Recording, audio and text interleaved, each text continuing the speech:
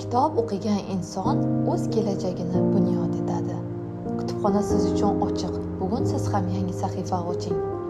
Kutubxona fikrlar uchrashuvi, orzular o'chog'i bo'lgan bir vaqtda kitobga bo'lgan mehr tobora ortmoqda. Kutubxona esa o'quvchilarning qalbiga yo'l topmoqda. Har bir ochilgan sahifa yangi dunyo, har bir kitob yuraklarga tushgan nurdir. Kitobxonlarimiz soni kun sayin ortayotgani biz uchun eng katta ilhomdir. Bu maskan endi shunchaki kitob o'qiladigan joy emas, bu o'z ustida ishlashni istaganlar, kelajakka ishonch bilan qaraydiganlar makonidir. Bugun kutubxonamiz sahifalari yana ko'proq kitobxonlar bilan boyimoqda. Yangi yuzlar, yangicha qiziqishlar, barchasi ilm va ma'naviyatga bo'lgan intilishning yorqin isbotidir. Ko'ngli ochiq, qalbi ziyoga chanqoq har bir kitobxon kutubxonamizning bebaho mehmoni.